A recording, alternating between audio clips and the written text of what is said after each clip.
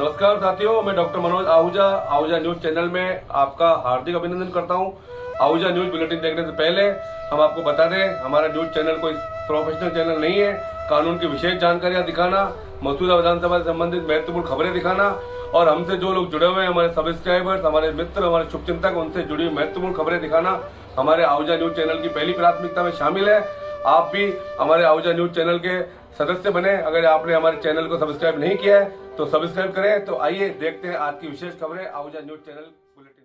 त्रिपुरा उच्च न्यायालय ने पाया कि केवल आरोप पत्र दाखिल करने से ही narcotic drugs and psychotropic substances act 1985 NDPS act के तहत आरोपी को जमानत नहीं मिल जाती है और इस अधिनियम के तहत जमानत एक अपराध है। एनडीपीएस एक्ट से जुड़े एक मामले में आरोपी प्रतिवादी को विशेष ट्रायल कोर्ट ने जमानत दे दी थी। राज्य याचिकाकर्ता ने ट्रायल कोर्ट द्वारा दी गई जमानत को चुनौती दी और इसे रद्द करने की प्रार्थना की। राज्य याचिकाकर्ता ने तर्क दिया कि यह मानने के लिए कोई उचित आधार नहीं है कि आरोपी ने अपराध नहीं किया है और विशेष अदालत ने उसे जमानत देकर गलती की है। जबकि आरोपी प्रतिवादी ने एनडीपीएस एक्ट की धारा 37 पर भरोसा किया, जो ऐसी शर्तें प्रदान करती है जिनके तहत आरोपी को जमानत पर रिहा किया जा सकता है। आरोपी ने दावा किया कि धारा 37 एनडीपीएस एक्ट में कहीं भी यह नहीं कहा गया है कि आरोप पत्र दाखिल करने के बाद आरोपी को हिरासत में रखा जा सकता है। इसलिए विशेष अदालत ने आरोप पत्र दाखिल करने के बाद आरोपी को जमानत देकर सही किया। एनडीपीएस अधिनियम की धारा 37 की जांच करते हुए न्यायमूर्ति अरिंदम लोध ने कहा कि एनडीपीएस अधिनियम के तहत आरोपी को जमानत देने के लिए न्यायालय या सरकारी वकील को यह विश्वास होना चाहिए कि यह मानने के लिए उचित आधार है कि आरोपी कथित अपराध करने का दोषी नहीं है। न्यायालय ने कहा कि एनडीपीएस अधिनियम के तहत जमानत एक अपराध है, नियम नहीं। विद्वान विशेष न्यायाधीश ने ये ध्यान में नहीं रखा है कि एनडीपीएस अधिनियम के दंडात्मक प्रावधानों के तहत अपराध करने के आरोपी को जमानत देना अपराध है और जमानत कोई नियम नहीं है। इस प्रकार न्यायालय ने कहा कि केवल आरोप पत्र दाखिल करना ही आरोपी को जमानत देने का आधार नहीं है।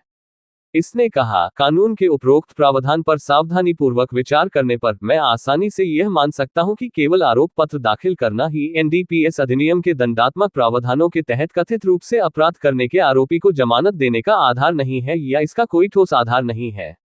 वर्तमान मामले में न्यायालय का मत था कि यह मानने के लिए कोई उचित आधार नहीं है कि अभियुक्त कथित अपराध करने का दोषी नहीं है। इस प्रकार उच्च न्यायालय ने अभियुक्त को दी गई जमानत को रद्द कर दिया और अभियुक्त को विशेष परीक्षण न्यायालय के समक्ष आत्मसमर्पण करने का निर्देश दिया। केस का शीर्षक त्रिपुरा राज्य बनाम मिजानुर रहमान।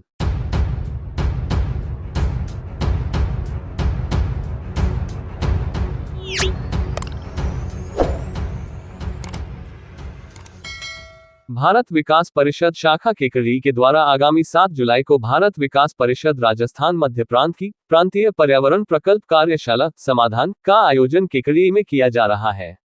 केकड़ी शाखा के पर्यावरण प्रकल्प प्रभारी किशन प्रकाश सोनी ने बताया, प्रांतीय पर्यावरण कार्यशाला में केंद्रीय मार्गदर्शक पवन कुमार अग्रवाल, राष्ट्रीय पर्यावरण योजना सदस्य, कार्यक्रम के मुख्य वक्ता राष्ट्रपति पुरस्कार प्राप्त विजय पाल बघेल, ग्रीनमेन अध्यक्ष ट्री ट्रस्ट ऑफ इंडिया, मुख्य वक्ता पर्यावरणविद प्रोफेसर डॉक्टर मधुर मोहन रंगा, पूर्व विभागाध्यक्ष पर्यावरण विभाग एवं मुख्य अतिथि के रूप में केकड़ी विधायक शत्रुघ्न गौतम मंचासीन रहेंगे। केकड़ी शाखा के सह प्रकल्प प्रभारी गोपाल लाल सोनी ने बताया कि प्रांतीय स्तर पर आयोजित पर्यावरण प्रकल्प कार्यशाला 7 जुलाई रविवार को प्रातः 10:15 बजे से दिन में 1 बजे तक केकड़ी के अजमेर रोड स्थित पटेल आदर्श विद्या निकेतन विद्यालय में आयोजित होगी। केकड़ी शाखा के सचिव दिनेश वैष्णव ने बताया कि पर्यावरण कार्यशाला कार्यक्रम के पूर्व ही केकड़ी शाखा की वर्ष 2024-25 की नवीन कार्यकारिणी का दायित्व ग्रहण कार्यक्रम सुबह 9:30 बजे से 10:15 बजे तक किया जाएगा। कार्यक्रम में भारत विकास परिषद मध्य प्रांत के प्रांतीय अध्यक्ष गोविंद प्रसाद सोडानी, महासचिव आनंद सिंह राठौर, प्रांतीय वित्त सचिव शिवम प्रहलादका, प्रांतीय पर्यावरण प्रकल्प प्रभारी दिलीप पारिक, प्रांतीय सह पर्यावरण प्रकल्प प्रभारी अनुपम रतावा, जिला समन्वयक कैलाश चंद जैन, जिला सह समन्वयक विश्वदेव कुमावत, केकड़ी शाखा प्रभारी बसंत नौलखा सहित राजस्थान मध्य प्रांत की शाखों के प्रमुख पदाधिकारी व कार्यकर्ता शिरकत करेंगे। केकड़ी शाखा अध्यक्ष महेश मंत्री ने बताया कि प्रांतीय पर्यावरण प्रकल्प कार्यशाला की तैयारी को लेकर केकड़ी शाखा के समस्त पदाधिकारी कार्यकर्ता उत्साह के साथ तैयारी में जुटे हुए हैं।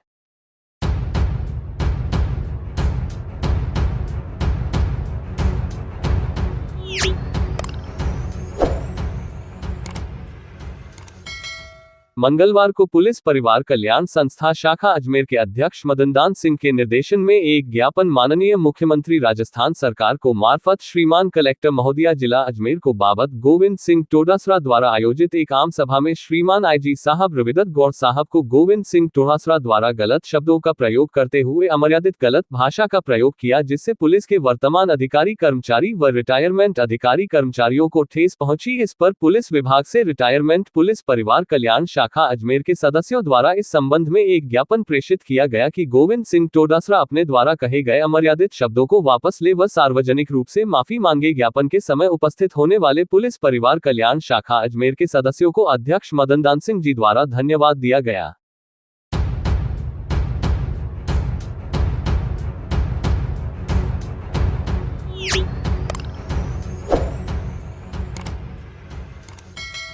आवश्यक रखरखाव के चलते भिनाई, मसूदा व विजयनगर एवं नागोला इलाके की जलापूर्ति 2 दिन बाधित रहेगी।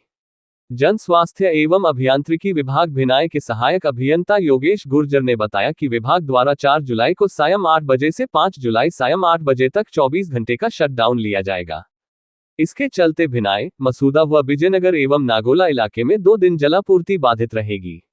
इस दौरान 900 mm की पाइपलाइन में विभिन्न स्थानों पर लीकेज निकालने सहित अन्य मरम्मत कार्य किए जाएंगे। करना होगा पानी का भंडारण। सहायक अभियंता गुजर ने बताया कि शटडाउन के दौरान भिनाई, मसूदा विजयनगर प्रोजेक्ट की 900 mm के पाइपलाइन में विभिन्न स्थानों पर लीकेज निकालने व एयरवॉल एवं पाइपलाइन का मरम्मत कार्य संपादित किया जाएगा।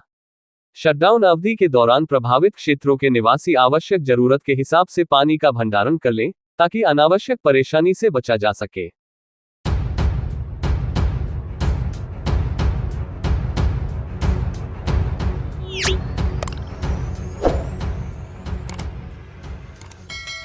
महात्मा गांधी राजकीय विद्यालय अंग्रेजी माध्यम बांदनवाड़ा का जिला शिक्षा अधिकारी माध्यमिक शिक्षा केकड़ी श्री गोविंद नारायण शर्मा ने औचक निरीक्षण किया। प्रधानाचार्य श्रीमती रेणु गहलोत ने बताया कि जिला शिक्षा अधिकारी ने विद्यालय स्टाफ की मीटिंग ली, जिसमें नामांकन सूचना, एमडीएम निरीक्षण, बोर्ड परीक्षा की जानकारी, योगात्मक आकलन फर्स्ट, योगात्मक आकलन सेकंड, योगात्मक आकलन 3 की जानकारी, योगात्मक आकलन एवं रचनात्मक आकलन को स्पष्ट करना, सघन वृक्षारोपण हेतु गड्ढे ग्राम पंचायत द्वारा कार्य योजना की जानकारी ली, ड्रॉप आउट बालकों की जानकारी, नामांकन अभिवृद्धि, नियमित शिक्षण एवं विभागीय योजनाओं की जानकारी जैसे छात्रवृत्ति, पालनहार योजना, गागी पुरस्कार, ट्रांसपोर्ट वाउचर, टैबलेट वितरण, छात्र दैनंदिनी पंजिका का नियमित अद्यतन, वर्कबुक में नियमित कार्य आदि जानकारी ली। अध्यापक उपस्थित पंजिका का निरीक्षण किया, अध्यापक डायरी का अवलोकन किया एवं सुझाव दिए। निरीक्षण में सभी व्यवस्थाएं संतोषप्रद पाई गई।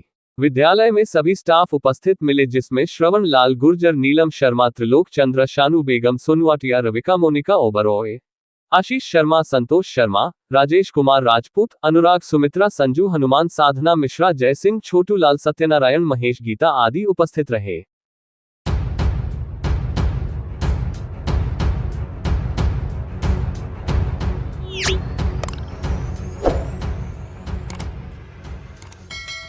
कोगटा फाउंडेशन जयपुर द्वारा विभिन्न राजकीय अस्पतालों में 154 बेडशीट, पिल्लो कवर किट निःशुल्क मरीजों की सुविधा के लिए चिकित्सालयों को उपलब्ध कराए गए। कोगटा फाउंडेशन के ट्रस्टी व भामाशाह बालमुकुंद कोगटा द्वारा बताया गया कि भिनाई राजकीय चिकित्सालय बांदनवाड़ा में 60 कंबल bedsheet pillow cover set, Bhinai चिकित्सालय में 30 और नागौला राजकीय चिकित्सालय में 16, चापानेरी चिकित्सालय में 16 किट, देवलिया चिकित्सालय में 16, बरली में 16 जनसेवार्थ के लिए निःशुल्क दिए गए।